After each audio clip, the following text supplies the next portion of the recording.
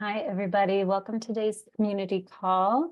I'm glad to see you all here today. My name is Erin Macaulay. I'm the RCC admin assistant. I welcome any pronouns in reference to me. Also invite you to share your pronouns if you want to, or to update your name to reflect your pronouns in your retreat center.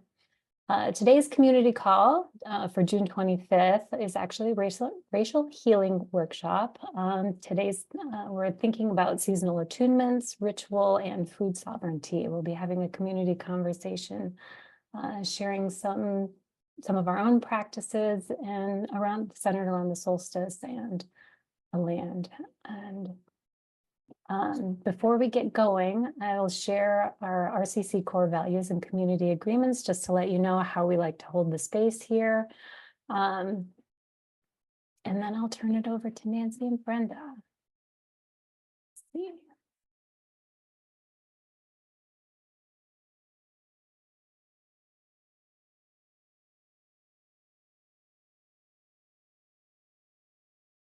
Okay. So hopefully you popped up on your screen the RCC core values. The power of place and space, the interplay of inner and outer work, and a commitment to universal flourishing. Very simply, what these core values mean is that our organization believes that retreat centers as land-based, as many of them as land-based organizations, focus on contemplation, meditation, are places that are uniquely situated to create transformation, both inner and outer. So retreat centers are vital to changing ourselves and changing the world. And the change that we want to bring to the world is a commitment to universal flourishing. So that's, lives of abundance and interconnection for not just human life, but for the land, for all of the beings that we share existence with, and the more than human beings that we share existence with. And the space that we hold together on our community calls, here are our agreements. We ask that you, on these calls, that you speak from your own experience. So tell your stories. Your voice and your story are important. If you feel something kind of bubbling up in you, as we're talking, we want to hear what you have to say. Something you say could make a really big difference for someone else who needs to hear what you have to say. So please do share. We are all knowers and learners in this space. So there's not one person in this group who is the holder of all knowledge. We together can help each other learn more and do more than any of us can do by ourselves alone. So silence can be centering, and movement and sound can be too. So we might use practices to bring us together in silence, or we might play a song, use some other sound or movement to bring us together into the space. We do also ask that you keep people's other stories. Oh my goodness, I speak. Keep other people's stories confidential, but also share what you learn. So basically what that means is that we would like you to take the learnings, but remove the identifying information. So, if I tell you that there's a particular place where I like to get my supplies for cleaning, you might take those cleaning supplies, make a list of those cleaning supplies, but you may not say that I'm the person who told you that information. So remove that identifying information so that the stories, so that I could tell my own story if I want to and tell it in my own way. This is also an invitational space. Participate as you are able. So we know people who work at retreat centers are very busy. So you may need to come in late. You may need to leave early. Today might be a day where you don't want to be on camera, or maybe you don't want to speak very much, or you'd prefer to interact via chat.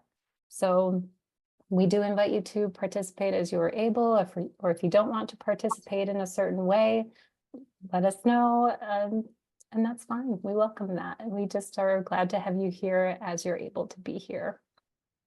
We also ask that you hold discomfort with grace and deep listening. So we're all going to have human moments. We're all very human. And we ask that you join us in this space, knowing that we're going to have some moments that are maybe a little bit rough or difficult, or that will challenge us emotionally, that we're trying to grow together, and sometimes growing is hard. So just be with us in that space, and we'll do our best to hold each other with care and love. We're not here to fix each other. We're just going through it together. So that's part of the holding each other with grace and deep listening. And as always, one of our favorite quotations here at RCC, choice is the smallest unit of liberation, from Dr. Leticia Nieto.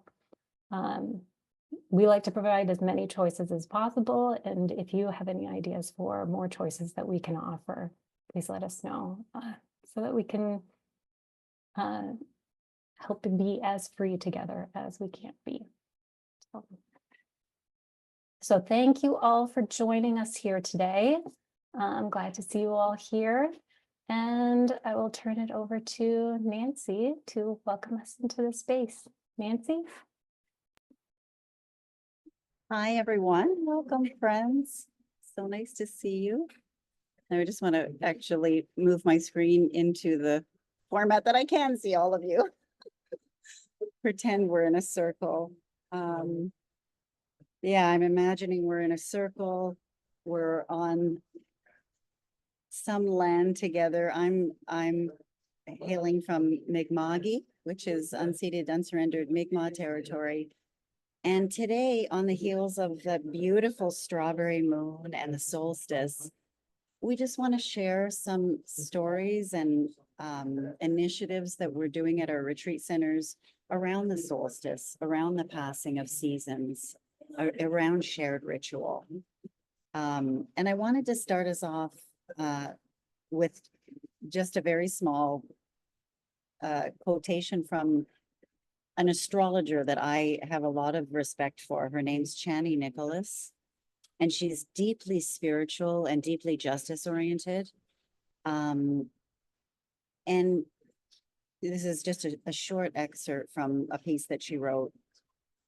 And it's about, you know, the thresholds that we enter our energies at the time of solstice, and remembering that, you know, our retreat centers are land-based. We're land-based with all of our beautiful critters. So she says, and I quote, "These moments reveal to us how willing we are to learn how to take care of ourselves and our community. These moments cast a light. They reveal shadows. They reveal edges. They reveal the flaws in our foundations. They reveal what heartbreak can make. This light can be used to rebuild by. This light can be used to wake and shake and not forsake the work we have yet to do. This light can be used to illuminate any matter of aspects that this moment has woken us up to." So with that, I'm just going to open it up to you to share, you know, what do you and your retreat center, what do you do for the solstice, for the seasons, for the rhythms of the people and the land that you're on? Nanci, we do have a question in the chat. Would you type the name of the person who that quotation is from? Absolutely. Name is Chani Nicholas.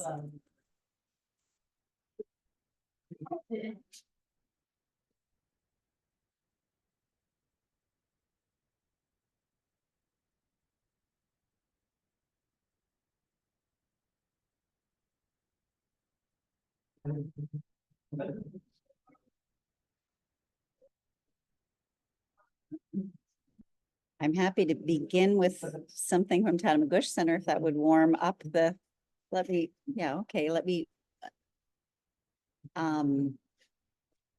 begin with a practice that I think some of you know that Tattamagush Center is in the process of rematriating the land, and the land will be gifted to a clan mothers organization called Women of First Light.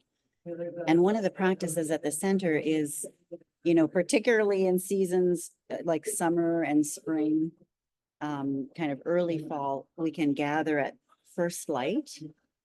And sometimes that's very, very early in the morning. So one of the things I found really powerful is, you're kind of not, your swirly mind brain hasn't woken up while you're kind of, slinking to the circle, and some people have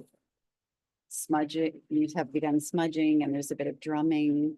Some people are bringing their coffees, but we're still very much in that early morning energy.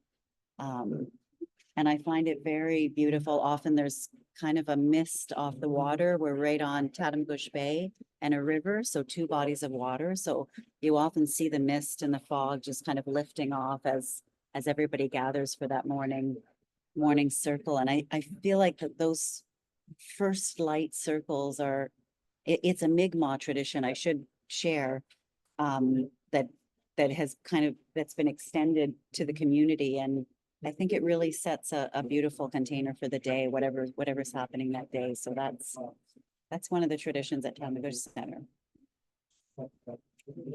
And what do you do for your solstice, for your seasons? It could be something like a summer camp. It could be shared ritual or ceremony. Yeah, what do you do to mark your rhythms?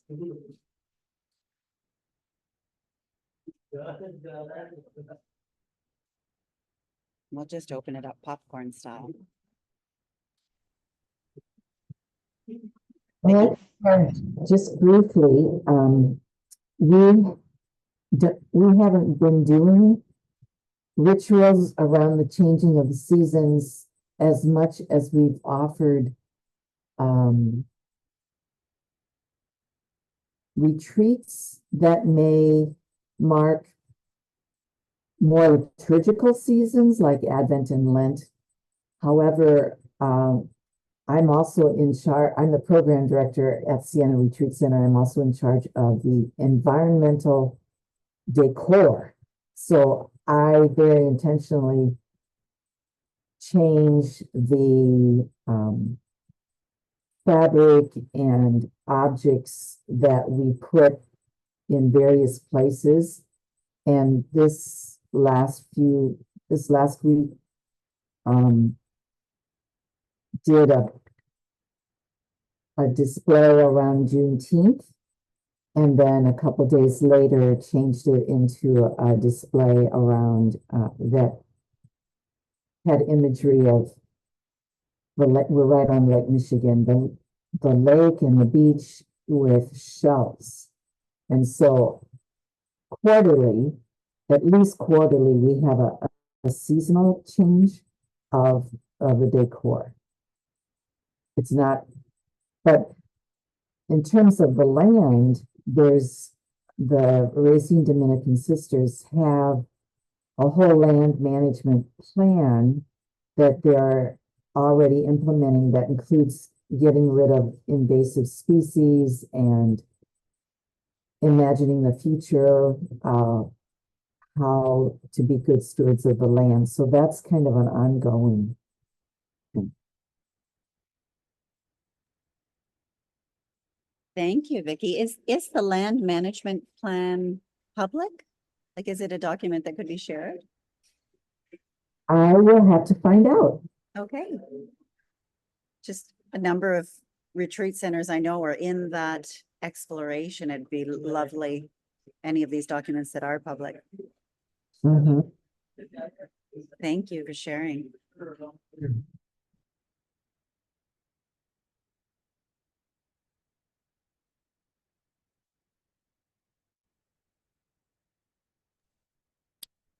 Happy to share. I think this has been well, first I just want to share that I'm feeling a little tender today, and I'm really grateful that Nanci's here from our Stewards Council and from RCC. We had to let go our furry family member recently, and I've also been in a lot of physical pain with my back out. So between those two things, I've been a little tender and quiet this past week. But, on the mend and trying to honor the grief that wants to come through. But I was excited that Nancy and Erin were talking about this and wanting to hold space for summer solstice, because if I was in a different place, I would totally want to do that.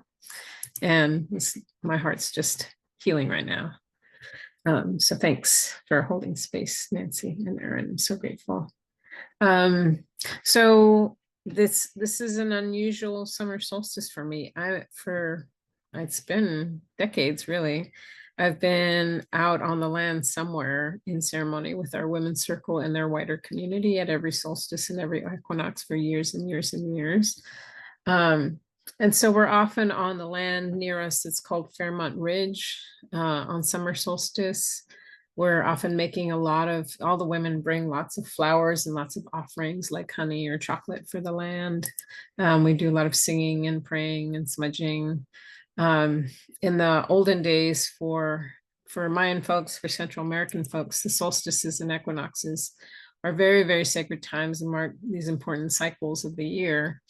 And particularly the summer solstice was a time about balancing earth energy.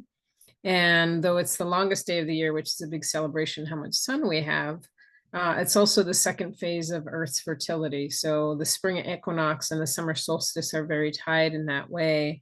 On the spring equinox, there's a big ceremony that happens at Chichen Itza, and this beautiful shadow that happens on the side of the pyramid, which marks the beginning of the Earth's fertility, the time for planting. And then this time is a lot about harvesting and giving thanks for the harvest. So those are connected to each other. So that serpent coming down at spring equinox represents rejuvenation and renewal, the beginning of the planting cycles. And then this one, more of that gratitude for all the abundance from the earth. Certainly in the last few years, just getting a lot of messages around the balance of the light and the sun, the masculine, the feminine, not as genders, but as energies in the world coming back into partnership, relationship, and balance. It's a lot of the prophecy of the time that we're entering into. The time of the sixth sun too is coming back into that sense of renewal and balance again. So it was a little hard for me that day. There was a big ceremony that a bunch of women were going to be doing out in Novato, and very last minute didn't go because of the physical and emotional pain. But I heard the ceremony was really lovely. And just within my women's circle, I just said, because I'm not able to lead something, I think that we should all just do ceremony in our backyards, wherever we are, but we're all connected across time and space. And if everyone's making the offerings to the earth and planting and giving thanks and gratitude for what we've cultivated together, that it's all good. Ceremony can happen across time and space, as well as in person. So yeah. And then I wanted to share, even though this was from the spring equinox, I'm always fascinated by just how our ancestors did a lot around, and still do around the world. So I want to share 2 links for you that you can look at a later time. You don't need to look at them now, but I'll share them here. And then I'll share some of the pictures in them too, because they're really beautiful. These are some pictures from this year's celebrations around the world.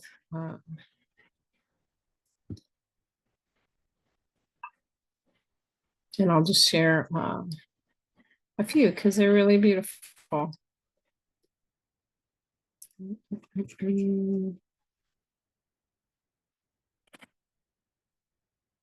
Here.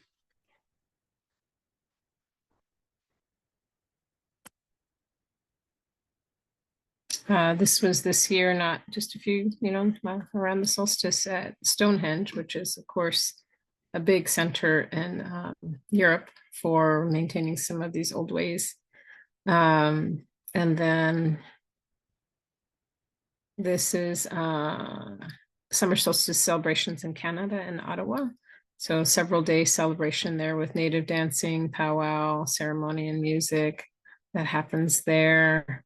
Also marked by Indigenous Peoples Day around there too, on June 21st. And then there's this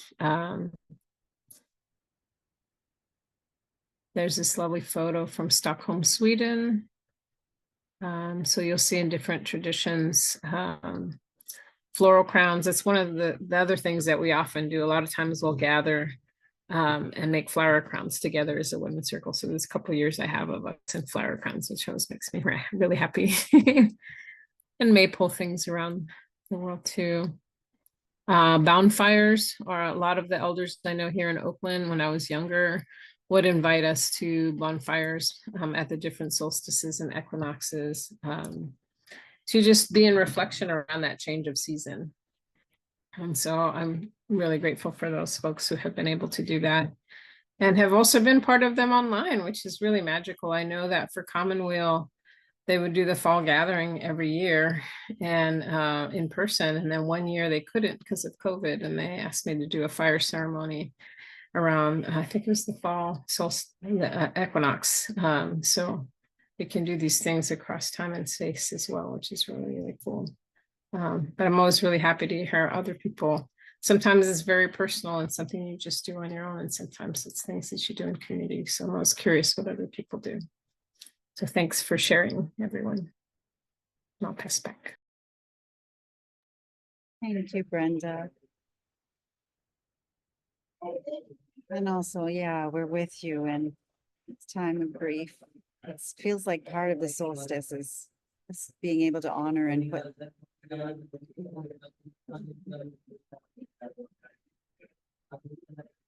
let it be with us. Well,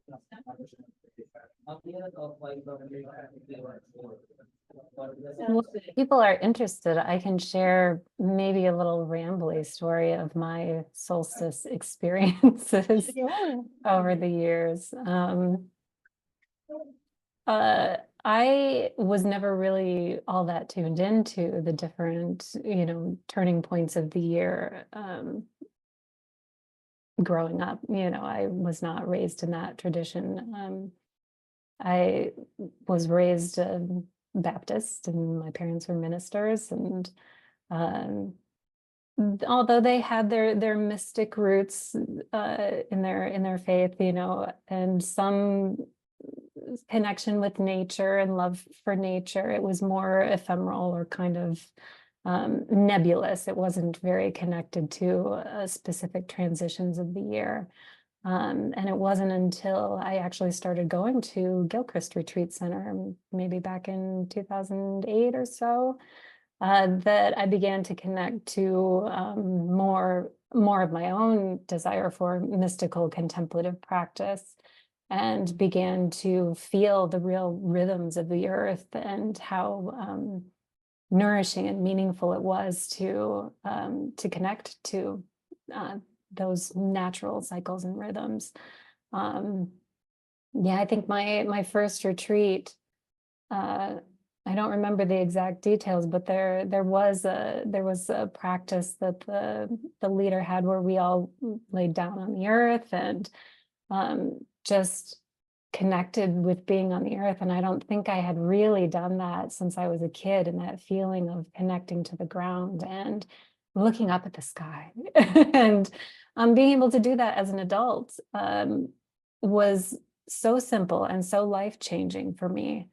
And a retreat center was what facilitated that experience for me. And that was so important to have that connection. And it really triggered this passion and desire in me to continue to connect with the natural elements, with more contemplative practice, to kind of follow this winding mystical path through the years, which has led me here, there, and everywhere. And it took me back to wanting to connect to maybe ancestral practices, which have taken me back to this organization, OBOD, the Order of Bards, Ovates, and Druids. I'm a member of that, it's a pagan group of spiritual practitioners. And they're very centered around the different cycles, the cycles of the year, the stages. And there are 8 different celebrations throughout the year that mark the transitions through the seasons and the circular return. And that got me starting up on actually paying more attention to solstice maybe about 10 years or so ago. So there was a shift in my life. I moved to a place where I actually had access to a nearby river, and I started doing solstice kayaks. So I would go out before the sun rose, and I would go out in my kayak and just be on this flat, placid water and watch the sunrise. And it just, there's blazing light coming out and all of the animals along the side of the river. And this river where I would be on this kayak, actually, it's pretty close to the center of like a busy, bustling city center, but being there on the river in the morning, it felt like it was this secluded natural space, and you wouldn't believe that,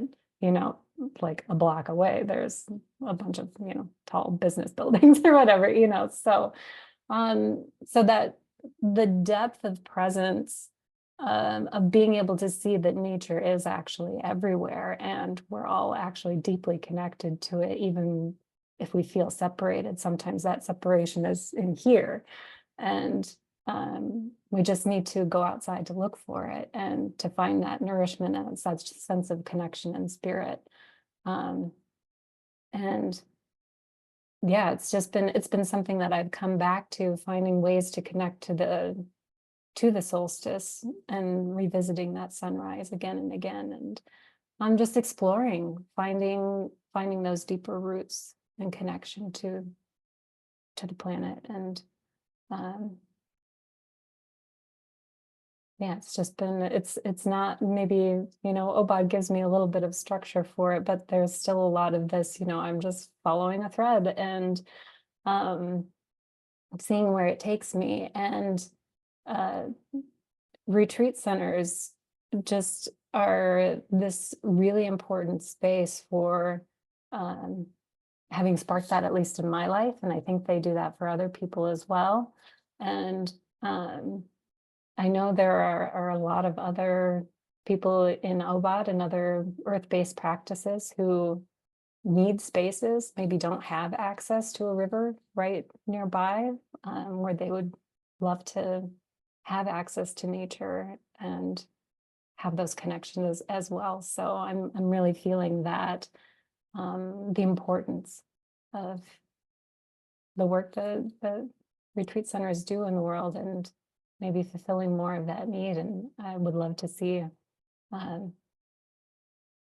those spaces open up more, to open to invite more people in. Yeah. So that's my rambling about the solstice. Not at all rambling. Beautiful. Inspiring. Rambling like a beautiful bubbling brook. The kind of rambling we like to cozy up to.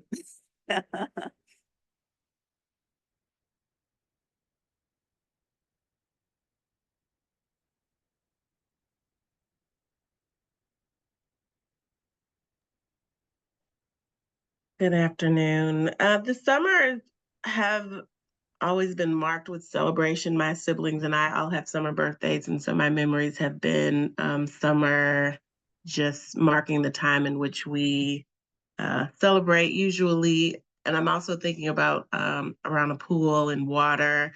So over the weekend, it coincidentally, divinely, however you want to describe it, co-created a kind of getaway with my lover and a couple of other couples. And we played music, we danced, we ate, we laughed, all these ways of connecting. And we rented a house, which also had a pool. So it was lovely to be outside and kind of in a secluded part of Central Missouri, I think. And yeah, we were under the strawberry moon, swimming at night, and it was lovely. So I'm thinking about all the ways in which I've informally celebrated the solstice before I knew exactly what it was, through connection and community. Thank you, Lauren. Yeah, both your sharing and Erin's kind of reminds us, like, how do we also make space at our retreat centers for people to come and with their groups, with their people, with their circles, and be on the land, gather, dance, play, be around the fire.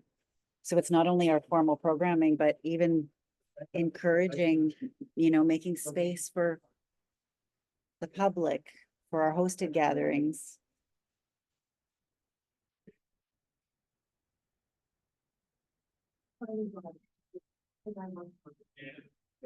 Hi, my name's Peter. I'm from Mount Madonna, and I was just thinking it was nice to hear you guys check in with this because me personally, I don't have also a Baptist background, also a summer birthday, like some threads in here.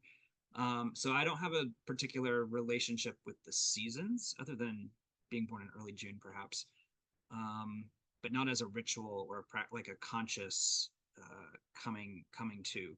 And so here at Mount Madonna, the rituals here are typically Hindu based, and so I'm not recalling around a specific solstice or equinox. However, we are continuing to deepen the conversation around the history of the land.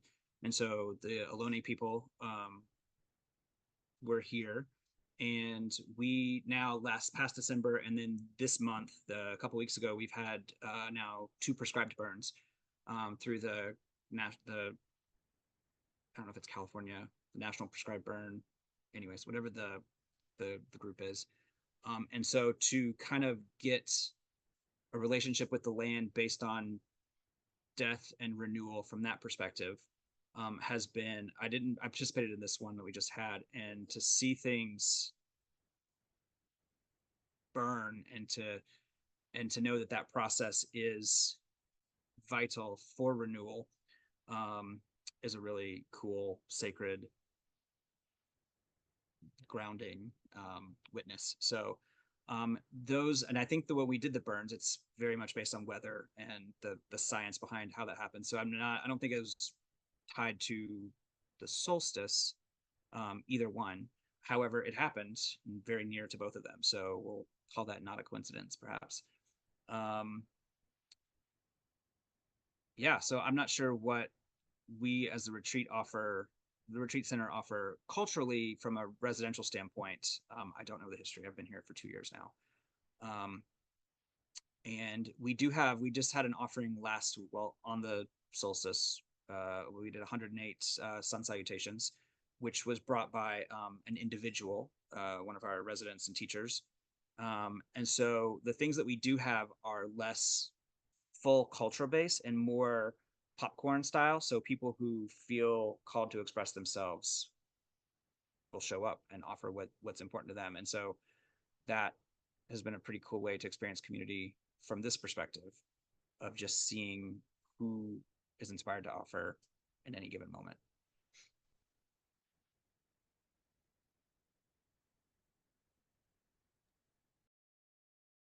Thank you, Peter. I love the burn and renewal. So beautiful. You can see it. And Brenda, you planted the idea. Wouldn't it be beautiful if we had a simultaneous retreat center equinox? I don't know, sacred fire, or something that is happening across retreat centers that wanted to participate, but to celebrate the equinox in some way, but a shared, I don't know, something. Yeah, and it'd be so easy because I have done this online with other friends like Biokomoafe and other folks, years ago, where we're doing ceremony across time and space that way, to make an invitation to, is there a crew in our retreat center network, in our HI network, that might want to sign up to help co-lead something, right? Because it's always more beautiful when we're co-leading it. Certainly did a lot of grief and fire ceremonies across the whole US during COVID that were for grief rituals and grief fires for people who lost people to COVID but couldn't gather to grieve and have funerals and say goodbye to people. And so that became very important in those first couple of years. But it was really lovely because we had different kind of groups across the country say, well, I would like to lead this part of the ceremony from where we are, and we'd kind of switch the cameras, and then people would send in the names of their loved ones who had passed. So there's so many ways that we can co-create online. So I love the idea of maybe identifying or sending an invitation out, like we'd like to start to do ritual at the solstices and equinoxes with those who are interested. And is there, 2 or 3 retreat centers that might want to help co-create and hold some part of the ritual from where they are, so that we're sharing the leadership of that. I think that would be really, really beautiful. And another thing that came to mind is some sort of shared ceremony or holding, Mhm. across retreat centers for peace.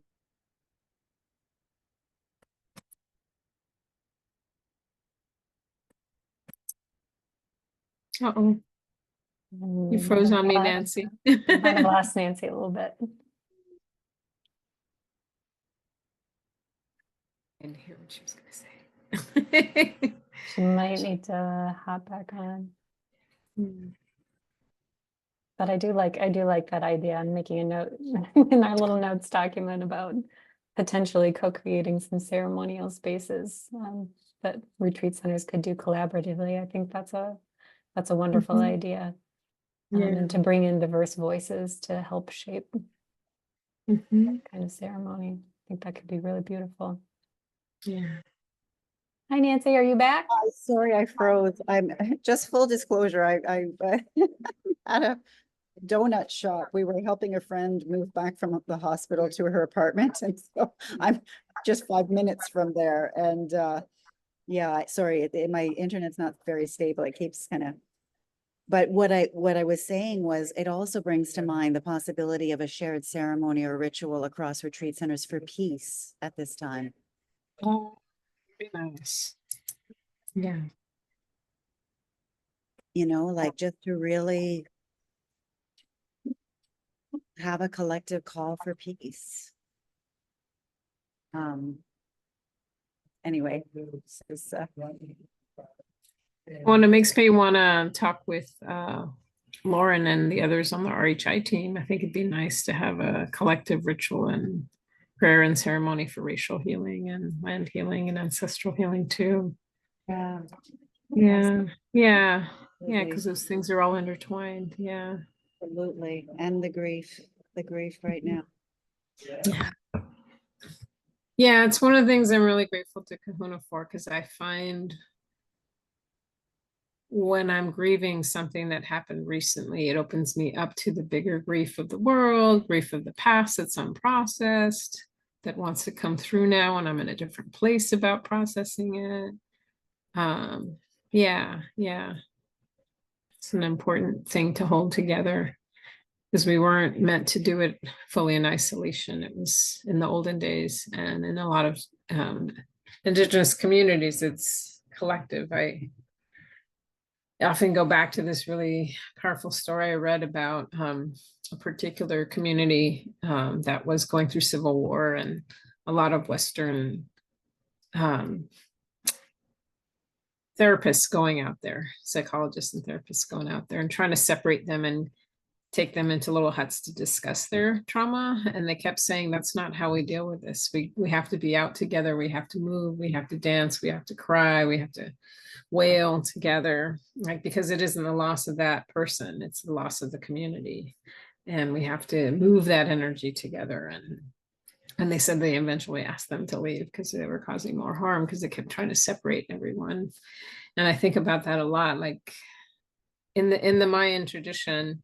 I remember reading this book once where it talked about a particular medicine person in a community.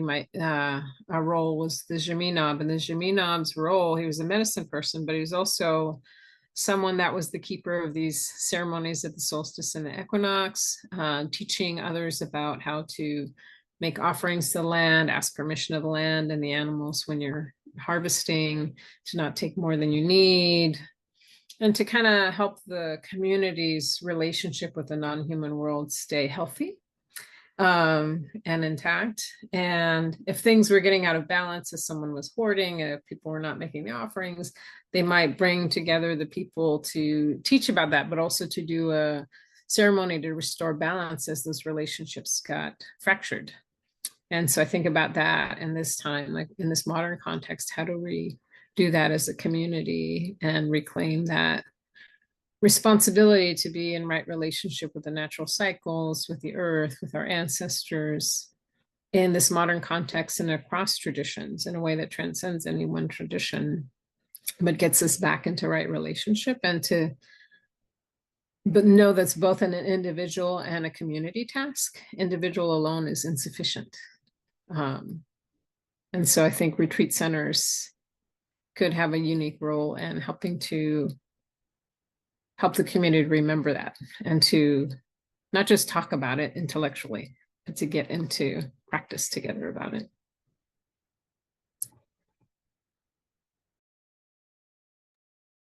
Thank you, Brenda. I really like what you just shared, Nancy and Brenda, and I've been working with a couple of different grief coaches since my husband died 2 years ago, and the current one is doing a lot of somatic work. And I think that anything that helps us move beyond just talking therapy, but grounds us as a community and in our bodies, came to mind as you're mentioning about lamenting collectively and universally, for the grief of the world.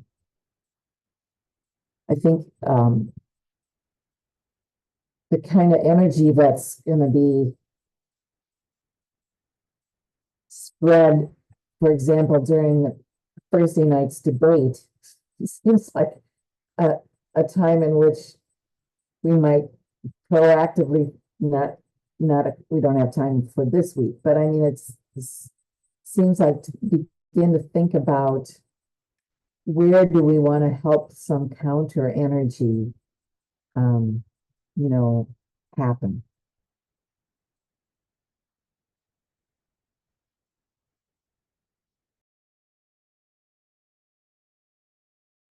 Yeah, thank you, Vicki. Yeah, a reminder to be in our bodies and help to create those corners of energy and the collective futures that we want to see. Yeah. Yeah, I think that's such a fascinating idea, because I'm having this memory of when Commonwealth asked me to do an online ceremony, and then I think it was the night of the elections or something. So we did all this stuff during the day in the ceremony, and then people did not want to get off. They wanted to stay in that energy, knowing that other energy was going to be out intense in the world. And I think we even watched some of the news coverage today together and did some praying and energy work around it together. And I think they had this really good astrologer on that too, where they were talking about the astrology of what was going on with this election, which was fascinating to me. Yeah. I'm glad you said that, because I want to think about being really mindful in that way around all these things, because we're entering into so much intense season around the elections and things like that, and we want to be super intentional with our energy. There's a lot of reasons why the division energy is getting ramped up right now, that a lot of my Mayan and indigenous elders have talked about, and how do we stay in the energy of being really aware of what's going on and being informed, but not spiraling down in any of that energy and where it wants to take us.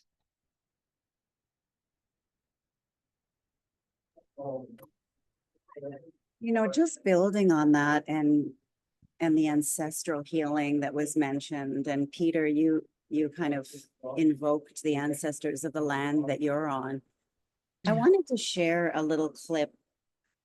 There's something that was done at Attunement Bush Center, and it's a land audio walk. And so many different people in the community, particularly Mi'kmaq elders, Wolostaki elders, a black imam, various faith leaders, even anyway, were interviewed, but in a storytelling way to talk about places on the land that were meaningful to them and stories about gathering. And anyway, I'd like to play just a little bit of the original clip, like just a part of it, because where it's come to, it started off also a little bit of writing relations, like telling the truth of our past, the violence of contact, some of the harm that has even occurred at the center, and coming to terms with that. But where it's come to now is it's called landlines, and it's an opportunity for people to walk the land, listen to the various people, and reflect on their own relationship to land, their landlines, their bloodlines. So it's a very kind of embodied practice on the land. So I'm just going to play a little bit of the beginning. Like grounding us, award-winning film. Okay. Part of moving Sorry. forward together in a good way is knowing our past, speaking our truth. We're going to invite you on a little walk around the land with several dear friends to guide you. We recommend you begin in the morning at first light. Begin anywhere on the property that resonates and walk toward the water. Look out to the waters. Hattamagush in Mi'kmaq is Takamajuchk, meaning where the sandbar meets the river. Have a look. Depending on the tide, you'll see the sandbar where it meets first the French River and later the Oise. This was a sacred Mi'kmaq gathering place for thousands of years before contact. We'll start with the knowing words of Kathy Martin, who has both ancestral and family ties to this place, dear friend of the center. Award-winning filmmaker, artist, organizer. She's a clan mother who helps to lead our peace and friendship work and is also one of the chairs of Wampana Kika West Squawk, Women of First Light, a collective of clan mothers from across Wabanaki. She starts by grounding us in our most elemental guide, the land itself and all its creatures. Midawalokiok, Nin Gadlanan Multi, Weligiskuk. My name's Catherine Martin. I'm a member of the Millbrook Mi'kmaq community, and Catamagush has been for me a beautiful place in my life to go to for all kinds of reasons. But historically and ancestrally, my great grandparents used this area. It's like their hunting district. We have 7 hunting districts within the Mi'kmaq, within our nation. And they span from Newfoundland to Maine over to Quebec and all of the land in between. And the territory includes this beautiful district. And this district is the one that my family who lived in Truro used a lot of the land within 100 kilometers of where they lived.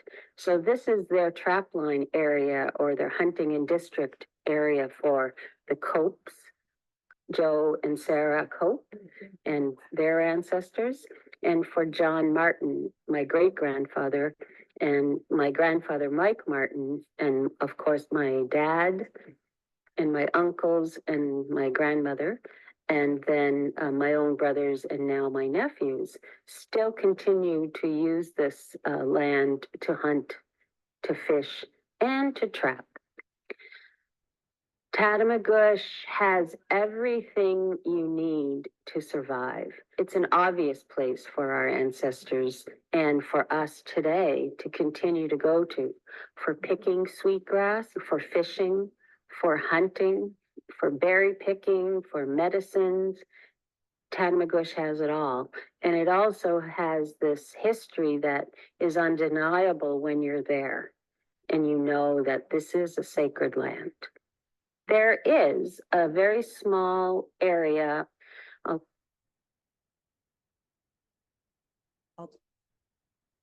I'll just stop it there. She talks about there are burial sites on the land, but yeah, I thought it would be nice for you to hear a little piece of it. Yeah, could you share the link to that, Nancy? Oh, yeah, absolutely.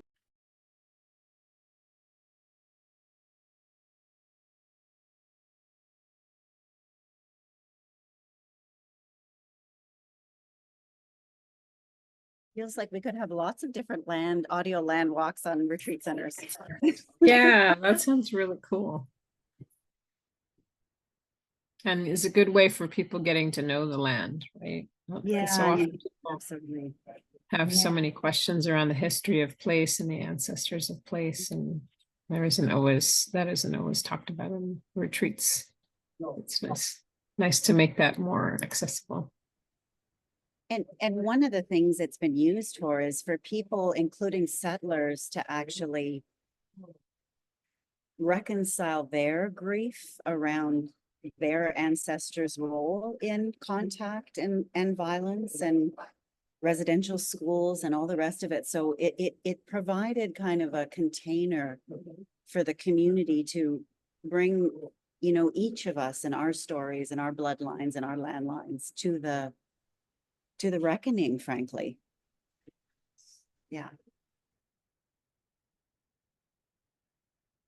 I'm curious if this conversation that you just introduced, Nancy, and larger for this talk includes, like, how do we work with shame?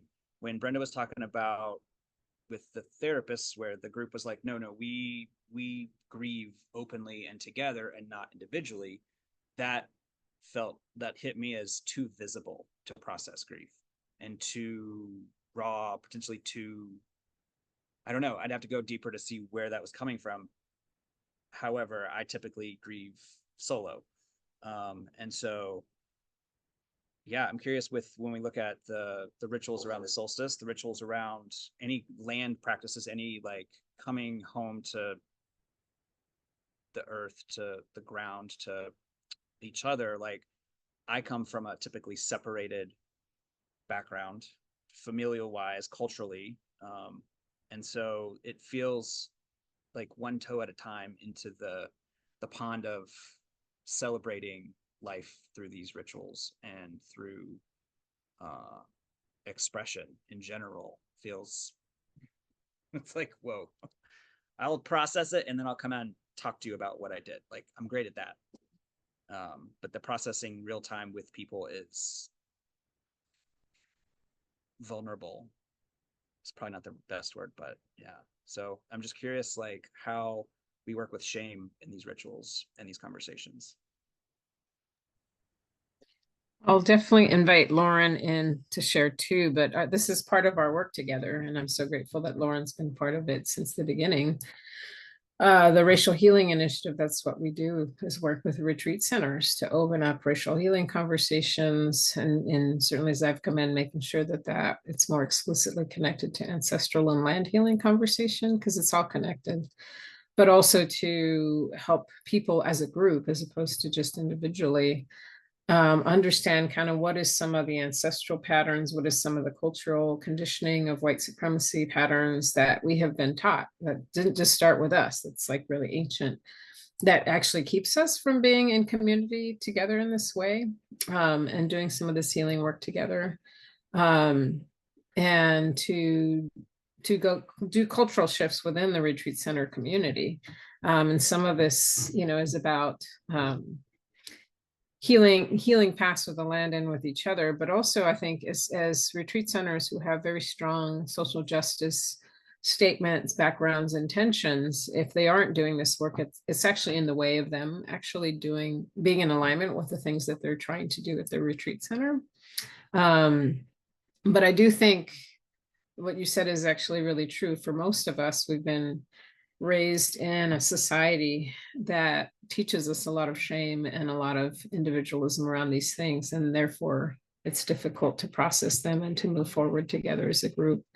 And each retreat center that we work with is really different and is in really different places, so we have to meet them where they're at, around opening up some of these conversations. And I suspect that Lauren has something to share on this too. yeah, it's important and sacred work to figure out how to grow our individual and collective capacity to be in communities together and to be connected these ways.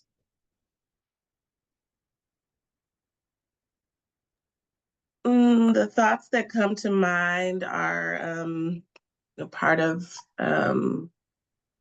oppression and white supremacy is that it's quelching of the body other than labor and productivity. And so I think what I have seen and experienced in my own life is that there's a lot of shame if you're not grinding, working, producing, which has an effect on your capacity for healing and pleasure.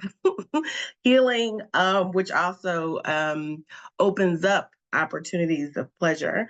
And that is a somatic practice, being in the body and loving the body and allowing the body to freely express in all sorts of ways. So I think that's one area around shame and how we can do some introspection in our own lives around how often we quench our bodies, our spirits, our minds for the sake of production, capitalism, all that stuff. And I guess I'll add this to some of the other conversations that we've had earlier around the land and ancestors. And I think in some cultures have a truth or ideology that children are the closest to the ancestral realm. And given that it is summer and the cycle where children are out of school and they're playing and they're having fun, if you remember the times in which the summer is a time for children to play. So how do we learn from children and incorporate play and pleasure and excitement and passion in our lives for the sake of our own healing? And if I were to pull from, some of my Christian theological kind of framing around the scripture that talks about Jesus saying, if you have to come to me as a child. And what are children? Children have an openness to wonder and exploration and excitement. And what does it mean to be childlike in the most holiest of frames, not in the in the highest sense of being, the childlike wonder and curiosity. How does that help us connect to the divine, to our own divinity, but also the collective divinity? All right, that's my sermon. And children and when children are well, so I said that's my sermon, and now I'm even more. They have this unabashed kind of way of expressing themselves. They don't hold back in many ways. So how they express themselves without the shame, we may have something to learn from children in that sense. Absolutely. I'm just building on Reverend Lauren and Brenda. Just an example of that walk that I shared and how Tata held it. There was a 4-day gathering where, there were children playing, there was arts and crafts in the dining room, there was circle and work in circle. And there was lots of room for going to your room and having a nap. There was walking and so there was a lot of kind of freedom to, Peter, you said you process a little bit on your own. And so there was real permission to be coming in and out of circle, because there were some really intense moments of grief and reckoning. And so I've really learned from some of these gatherings, just to kind of loosen up the agenda and let, as Reverend Lauren said, let some body in, let some passion and play in, let us break bread and be together a little bit, enjoy each other's company. I think it's so important. Yeah, and spreading the gathering out over 4 days. Like, so Mi'kmaq gatherings, they're very specific that please come for 4 days so that you can really be here and we can really let go and be together. And it's very family, yeah, there's people with elders under a tree and playing in the playground and yeah, all kinds of fluidity. So I agree. Healing and play. More joy.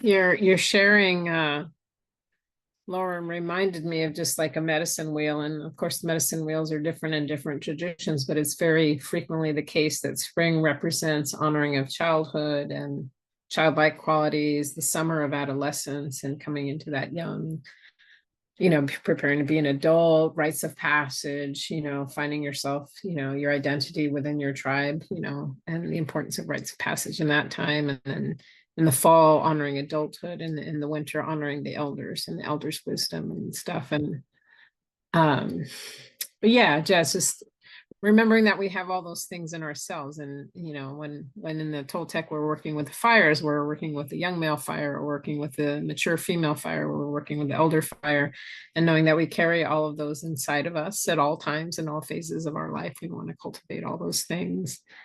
And just been thinking a lot about that. And in particular, I think for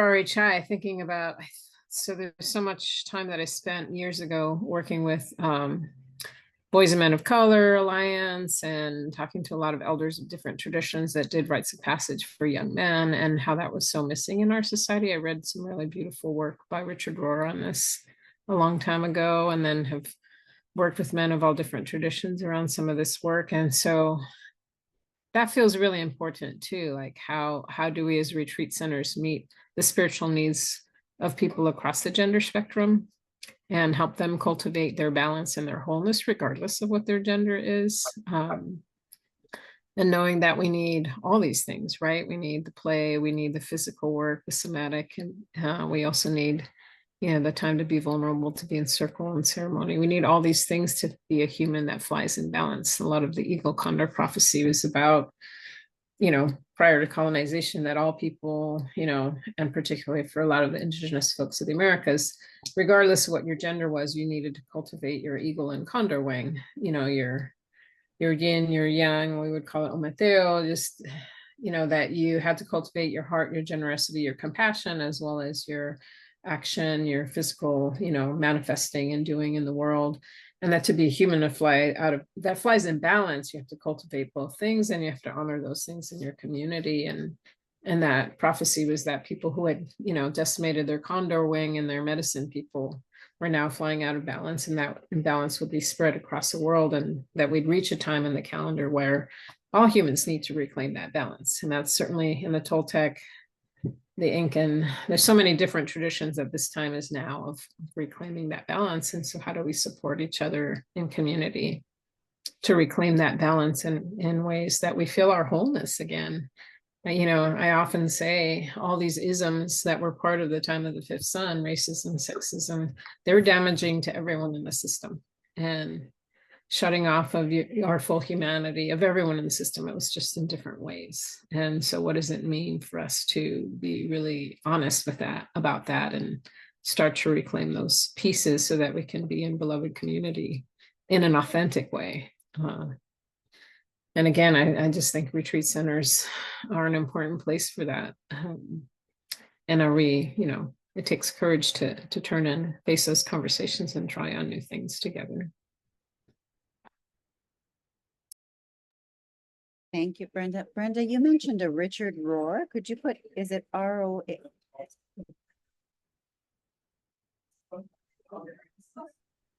Yeah, I love that the solstice, that the seasons help us bring more of our full selves, our whole selves. Yes, we have a new friend. Welcome.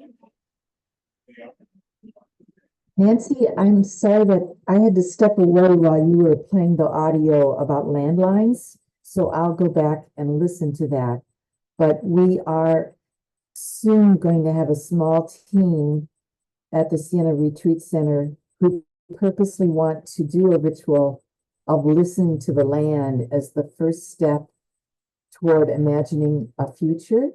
And I'm wondering if you or anyone else, and maybe the audio that you shared is the exact, thing for us to listen to. But if anyone has other suggestions about how we might do that or what we might listen to beforehand, I'd appreciate that.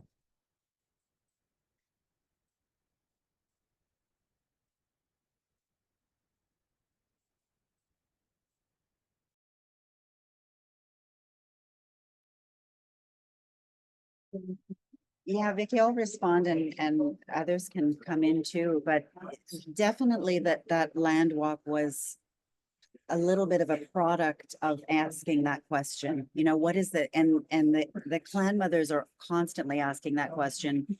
What is the land telling us? What are our future generations telling us?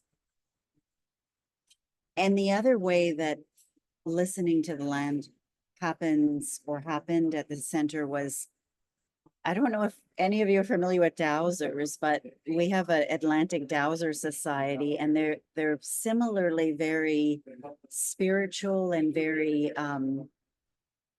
about healing the land. And so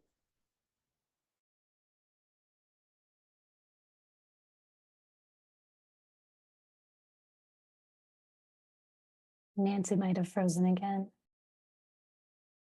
I'll give her just a moment and she might pop back on.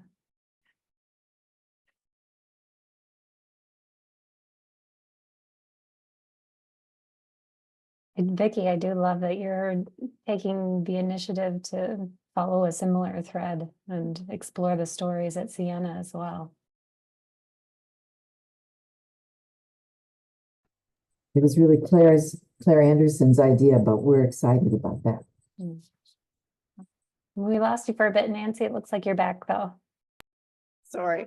Yeah, I was just saying with the dowsers, they're about healing the land and the energies on the land. Yeah, and so there's been a lot of different, I would say, different pathways in to listening to the land, listening to ancestors on the land. Yeah. What about others?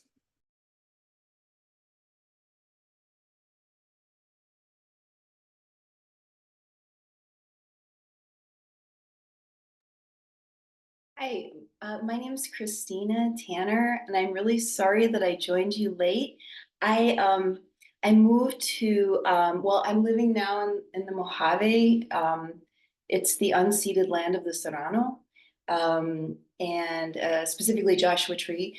I moved here from Chicago, and so when I saw you were having this meeting, I was going back to Central Time in my mind, but you're Eastern, and I'm really sorry I'm late. But I've been asked to advise. I have a lot of experience with not-for-profits, healthcare not-for-profits, and a wellness and healing not-for-profits. I have my own not-for-profit back in Chicago that I'm turning over the board of directors because I just moved here. But I've been asked to advise some of the new leaders that are coming into the retreat center here in Joshua Tree. And I just, yeah, I can't wait to listen to the recording of this and any advice because they're really struggling. There's a lot of issues with things, the decisions that the board has made that the folks who live nearby are not happy with. And it's just, the energy kind of needs to be shifted. So anyway, that's why I'm here, and I'll be at the next one too. So excited to find your organization. We could really use some guidance out here. Thank you. Welcome, Christina.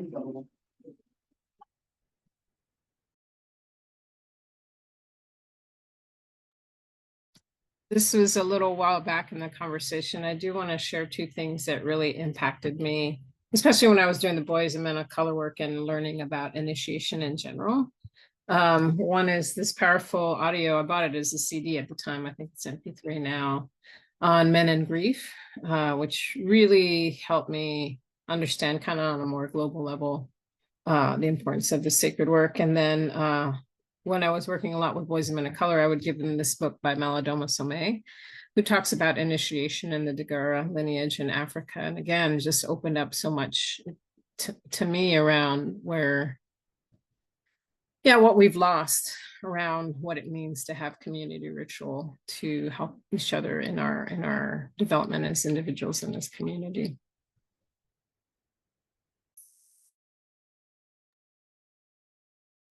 Thank you, Brenda. Powerful. So all of these references we've been talking about or referring to, they're in the chat. Yeah, we're- for those who are, sorry, Nancy. Go I just ahead. wanna add that for those who are watching later, the recording, look in the description below. I'll add these links as under resources so that they're easily accessible as well.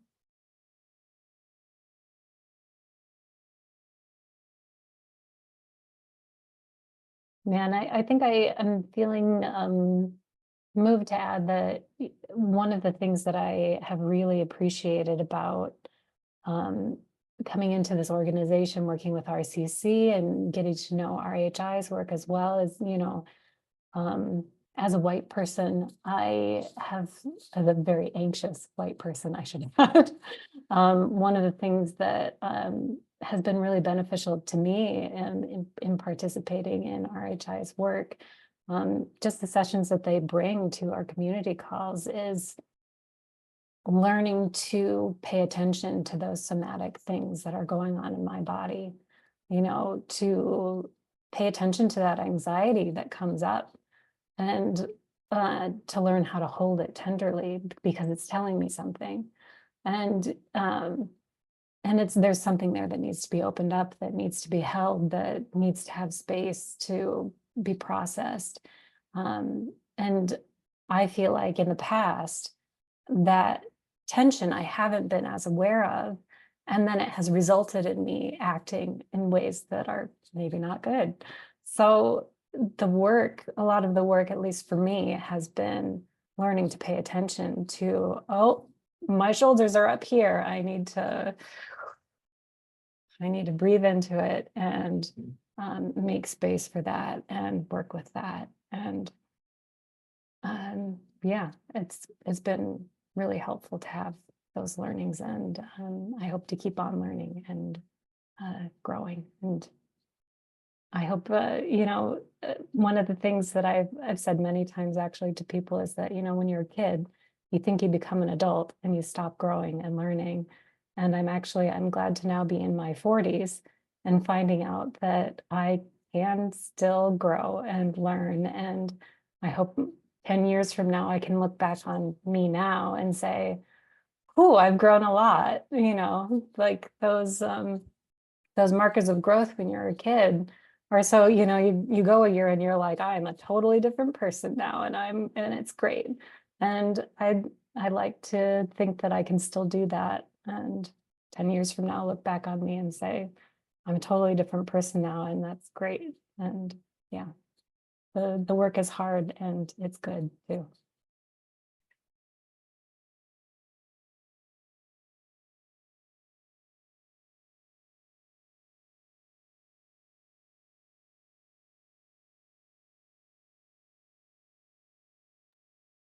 So I'm curious about the food sovereignty portion of the title for this seminar. If you touched on it when I happened to need to step away, or there's something more that was going to be shared around that.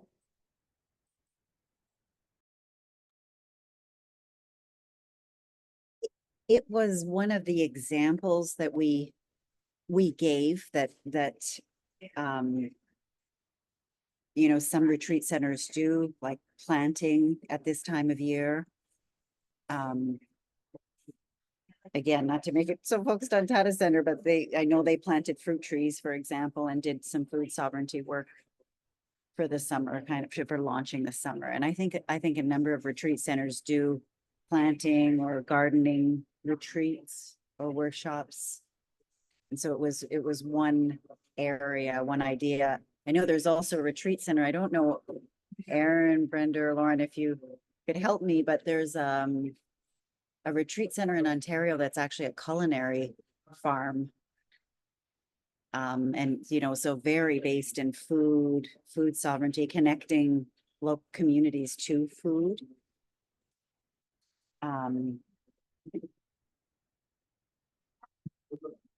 I don't know off the top of my head. I could do a little research and see if I find something. If I do, I can follow up with you later, Vicky. It'd be great. It's Craig's, starts with a Craig. You know that. Okay.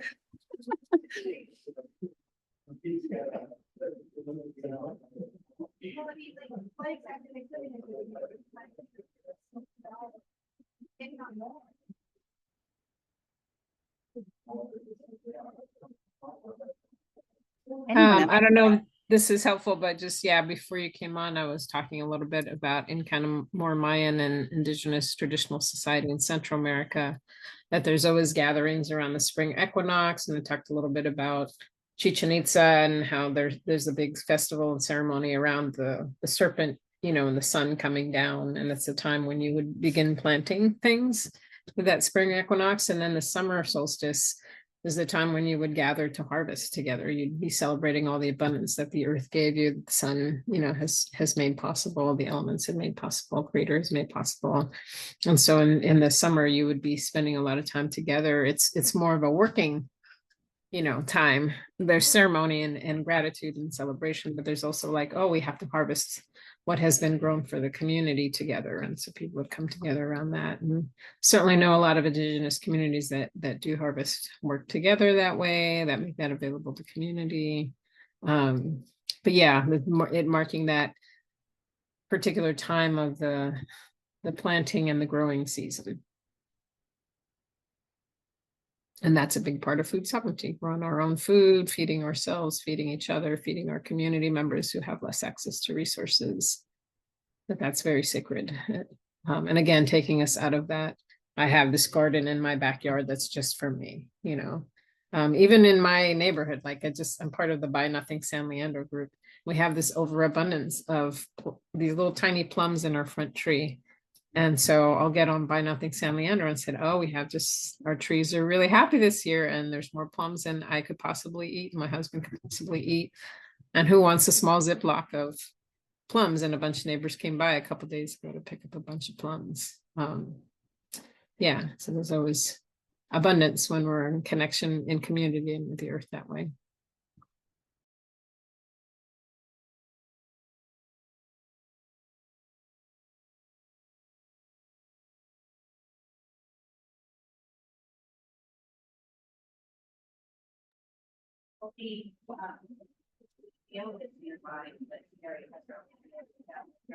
Oops. Anyone else like to share? Or us?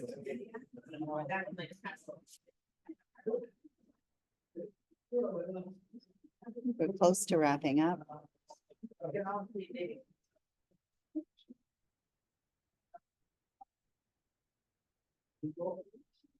Okay, well then I think we'll just thank you for your sharing, for your stories, for your heart as always. And I'll turn it, Erin, you have some announcements and. Yeah, just wanted to let everybody know that we're taking a break from community calls for July. We've been doing that for a couple of years now, just because that's the busy season for retreat centers. Gives you a chance to breathe, gives us a chance to breathe. So we'll be coming back in August, on August 13th. Will be our next community call, and the topic will be managing risks at retreat centers. So hopefully we'll have more to share about that soon. I also wanted to let you know that we have posted a job description for the RCC program director. Right now we're in the interim between program directors. And I will post a link in the chat to that job description. So if you would like to share that out to your circles, yeah, we're looking for people who would be interested in seeing us into the future of RCC. So, yeah, and Lauren, would you be interested in closing us out with a little prayer? Sure. Thank How about an embodied one? you. Okay. So let's take our hands and lower them to our sides. And we're just making an intention to hold all the rich energy that is below us. And we're going to bring our arms up as we take a deep inhale, reaching, grabbing, connecting to the deep energy, and we're bringing it down. And exhale. That breath is for you. We're going to take a second one and do that again, a deep breath. Taking all of that energy and holding it and bringing it back. Exhale. That breath was for your family and loved ones. And then we'll take 1/3 breath as we take a deep inhale. And then bringing it down. And that breath is for the collective. And I will end with a greeting, which is about Ubuntu, which means I am because you are. We exist because we are all together. So I bid you all adieu. Thank you for joining us. Yeah, thank you so much. Thank you all. Bye. Thank you.